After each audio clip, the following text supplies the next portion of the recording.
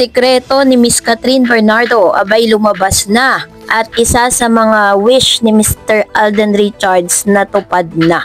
Ang lahat ng yan, pag-uusapan po natin.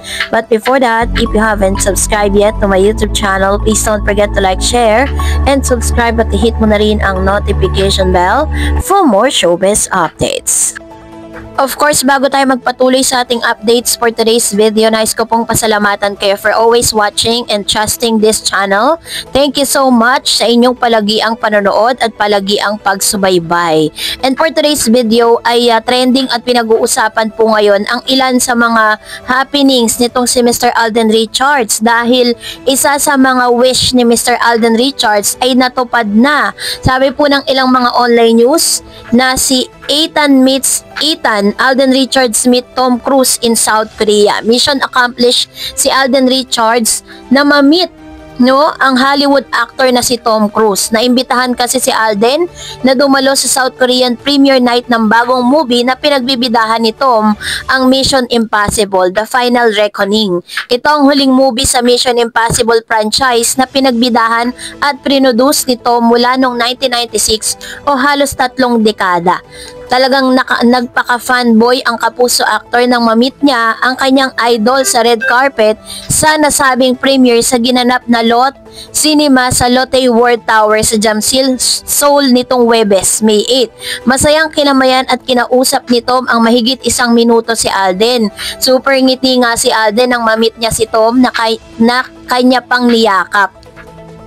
Makikita rin sa video sa pinost ng isang fan ni Alden ang pag-please hand gesture niya habang kausap si Tom. Masaya ang fan ni Alden na natupad ng isa sa mga pangarap ng iniidolo nila.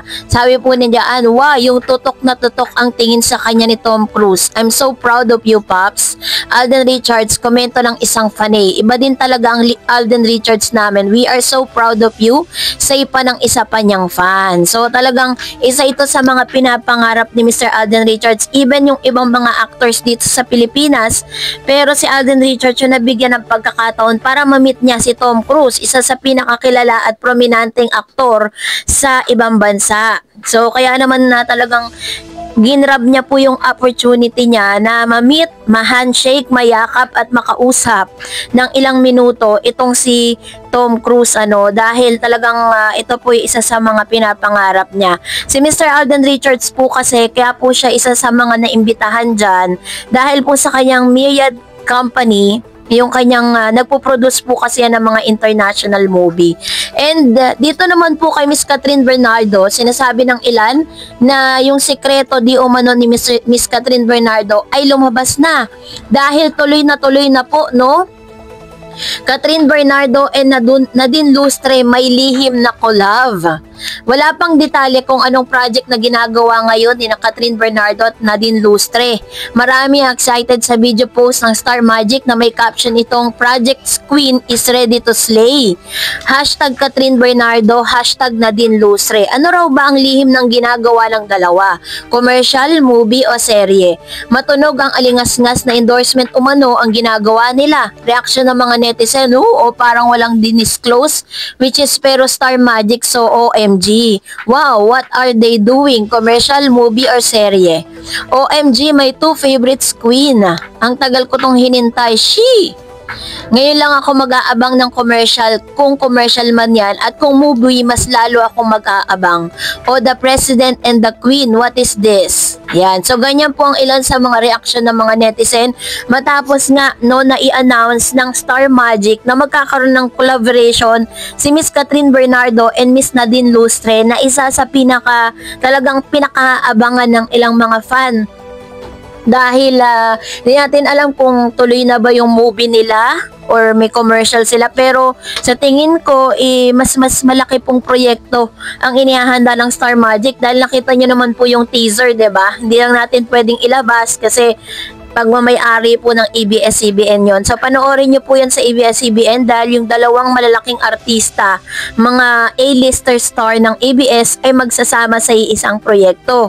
So kaya naman talagang sobrang busy ang isang Miss Catherine at hindi siya nakakadalo sa mga mas malalaki pang mga mga ganap, no, katulad po ng pagtanggap ng kanyang award, na iniintriga na si Miss Catherine ay super iwas na iwas kay Alden pagkatapos ng kanilang movie na Hello Love Again. Pero syempre, sa mga totoo talagang fan ni Catherine, naiintindihan naman siya dahil sa dami ng mga ginagawa nito at sa dami ng kanyang mga engagement at mga projects na ginagawa. At dahil dyan, narito naman ang ilan sa mga komento, reaction po ninyo patungkol naman sa ating latest updates. So magbabasa tayo ng mga comments ninyo sa comment section. So unahin po natin ang komento mula kay Mr. Dongtat. So, sabi niya, so far, observe ko lang since day 1 na may award gathering regarding sa HLA at sa lead star na si Alden and Kat. Si Alden lang ang sumisipot at si Kat hindi sumisipot. 3 times na ata. Hindi sumipot si Kat para tanggapin ang award niya. Sana hindi nga totoo na iniiwasan niya si Alden dahil may narinig din ako kaya hindi umaattend si Kat sa mga award show nang dahil ayaw daw ni Mayors magkita si Kat at Alden sa may any event. If true man yan, si Mayor ang dahilan ng hindi pagsipot ay kay Catherine. Ngayon pa lang ay talika na sa leeg mo at inuumpisa na ni Mayor magiging controlling niya. Gumising ka, iha. Huwag kang patali sa isang lalaki na control freak, seloso at manipulative. Kala ko ba you are the captain of your own ship? Sa ngayon, saka I don't believe na every time may award event, lagi na lang may schedule siya for endorsement. So, impossible naman yan. Tuloy feeling ko din, umiiwas talaga siya kay Alden. May katwiran si Sir Dong Tats dito po sa sinasabi niya. Pero syempre, lahat naman po yan is lalabas na speculation lang, not unless na talagang mapapatunayan, 'di ba? Sabi naman ni Mr. Resita, segundo, bakit sumisiksik at ang artista dahil sa suporta ng mga fans? At magaling siya, malaki ang utang na loob ng artista sa mga fans. Kung ang artist galit dahil sa bashers, ganyan talaga. Pag sikat, pag hindi ka na sikat, wala ka ng basher. Totoo naman, 'di ba? Kapag kasi may mga taong pumupuna sa iyo, and sinasabi po ng ilan na ang mga bashers, they are the secret fan. Yung mga bashers na yan, mga sikretong fan po yan. Na kunyari, mambabash, pero all in all, nanonood pa rin naman. Katulad sa ating channel, di ba? Maraming bashers, pero nanonood pa rin.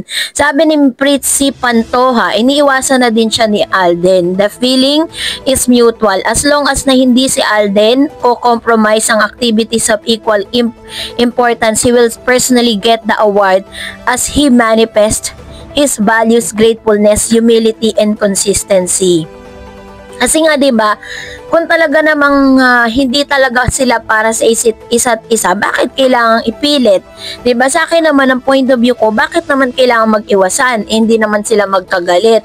Hindi naman sila nagkaroon ng misunderstanding or what, 'di ba? Sabi ni Miss Beck Garcia, take note, there are 2 to 3 other awards that she didn't show up. And sabi pa ni Mr. Resita, daming alibay, aminin na lang na ayaw talaga ni Kay kay Alden. Ilang beses na niya ginawa yan, nagkakataon lang. Ayun. So, and sabi ni Sir Joel, talagang sinasadya nila na wag masyadong showy sa kanilang relasyon para di sila magkasawaan. Di tulad ng ibang magjowa na nagkakasawaan pag lagi magkasama kaya nauuwi sa hiwalayan. Yan ang ayaw mangyari ng Kat din. Yan, to naman yung kanyang opinion, na parang they need to keep secret and private yung kanilang relationship.